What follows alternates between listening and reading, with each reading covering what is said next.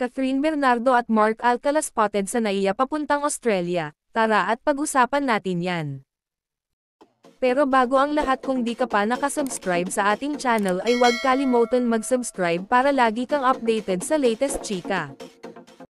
Trending sa social media sina Catherine Bernardo at Lucena City Mayor Mark Alcala ngayong Miyerkules ika-9 ng Hulyo taong 2025, dahil sa magkasunod na larawan at videos nilang kuha sa Ninoy Aquino International Airport.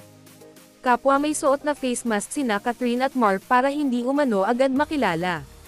Ayon sa netizens na nag-post ng mga larawan at videos, parehong papunta sa Australia ang dalawa. Matagal nang napapabalitang may lihim na relasyon sina Catherine at Mark, pero walang pagtanggi o kumpirmasyon mula sa dalawa. Minabuti ng cabinet files na magtanong sa mga kinauukulan tungkol sa pagkakakita kina Catherine at Mark sa airport. Kinumpirma ng aming sources na parehong pumunta sa Australia sina Catherine at Mark, pero magkaiba umano ang kanilang mga destinasyon.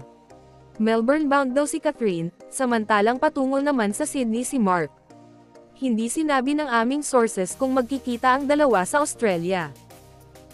Halos isang taon na ang nakararaan buhat ng ilabas ng cabinet files noong Hulyo taong 2024 ang balitang isa si Mark sa mga masugid na manliligaw ni Catherine.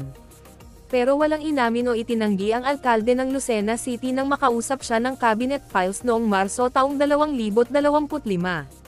Huwag, maawa ka, maawa ka. Reaksyon ni Mark nang itanong ng cabinet files kung gusto niyang muling maglabas ang pep.ph, Philippine Entertainment Portal, ng ulat tungkol sa rumored secret love affair nila ni Catherine. Pero sa kabila ng pananahimik nina Catherine at Mark, hindi nawawala ang mga sighting na magkasama sila, kaya marami ang kumbinsidong matatag na ang kanilang relasyon. At dyan na po nagtatapos guys, maraming salamat sa inyong panonood.